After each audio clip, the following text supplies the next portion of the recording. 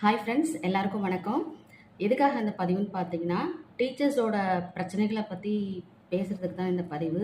நான் பேச வேணான்னு தான் நினச்சேன். இருந்தாலும் நேத்தி ஒருத்தவங்க ஒரு வீடியோ போட்டிருந்தாங்க. ஒரு லேடி அழுதுகிட்டே பேசியிருந்தாங்க.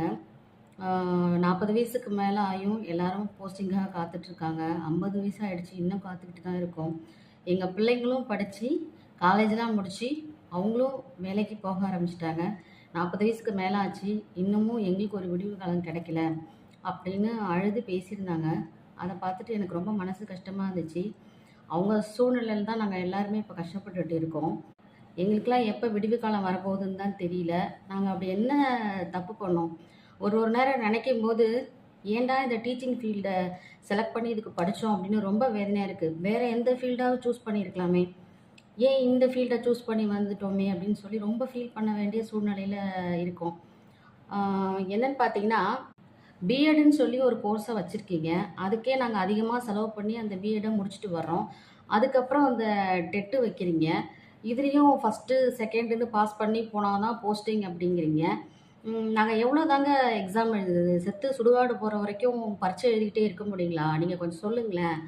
எங்கள் குழந்தைங்க வராங்க, சின்ன குழந்தைங்களாம் இருக்கிறாங்க. அப்போ நாங்கள் படிக்கணும்னா அது ஒரு இதில் சேர்த்துக்கலாம்.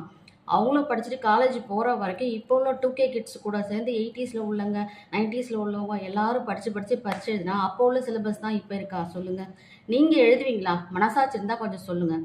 நீங்கள் உங்களோட யங்ஸ்டர்ஸ் கூட போட்டி போட்டு உங்களால் வின் பண்ண முடியுமா? எத்தனை வருஷத்துக்கு போட்டி போட்டுட்டு இருக்க முடியும்? உங்களுக்குலாம் இப்படி ஒரு பரீட்சையை வச்சா நீங்களாம் பாஸ் பண்ணி வருவீங்களா? இந்த டீச்சருக்கு படித்தவங்களுக்கு மட்டும் ஏங்க இவ்வளோ கஷ்டத்தை கொடுக்குறீங்க நீங்கள்? ஒரு பாடம் சொல்லித்தர அவங்களுக்கு தெரியாதா? அதுக்கு தானே பிஎட் கோர்ஸ் வைக்கிறீங்க. அந்த கோர்ஸ்லேயே தான் எல்லாமே சொல்லி கொடுத்துட்றீங்களே. அங்கே கற்றுக்கிட்டு அதை தானே நாங்கள் ஸ்கூலில் எடுக்க போகிறோம். அது எங்களுக்கு சொல்லிக் கொடுக்க தெரியாதா? சொல்லுங்கள். அதுக்கப்புறம் எதுக்கு இத்தனை எக்ஸாம் வைக்கிறீங்க? அதுக்கு பதில் சொல்லுங்கள் கொஞ்சம். கொஞ்சமாவது ஏஜ் ரிலாக்ஸேஷன் கொடுக்கலாம்ல. இப்போ வர பசங்க படிச்சுட்டு எக்ஸாம் எழுதி உள்ளே போயிடுறாங்க. அப்போ உள்ளவங்க இன்னும் எழுதிக்கிட்டே தான் இருக்காங்க. அப்போது 40, 50லலாம் நிற்கிறாங்க. அவங்களுக்கு கொஞ்சம் ஏஜ் ரிலாக்ஸேஷன் கொடுத்தா அவங்க கொஞ்சம் முன்னாடி போகிறதுக்கு ஒரு வாய்ப்பு இருக்கும்ல. பாஸ் பண்ணவங்களுக்கே இன்னும் போஸ்டிங்கே போட மாட்டேங்கிறீங்க. இது என்னென்னு ஒன்றுமே புரியல. அடுத்தடுத்து எக்ஸாம் வச்சுக்கிட்டே இருக்கீங்க. ஃபஸ்ட்டு பாஸ் பண்ணவங்களுக்கு போஸ்டிங்கை கொடுக்கலாம்ல. அப்புறமா நீங்கள் எக்ஸாமை வச்சுக்கோங்க. ஒரு டீச்சர்ஸும் கஷ்டப்பட்டு பிஎடை முடித்து அதுக்கப்புறம் இந்த டெட் எக்ஸாம் வைக்கிறீங்களே, அதுக்கு எவ்வளோ ஸ்ட்ரகிள் நாங்கள் படுறோன்னு எங்களுக்கு தான் தெரியும்.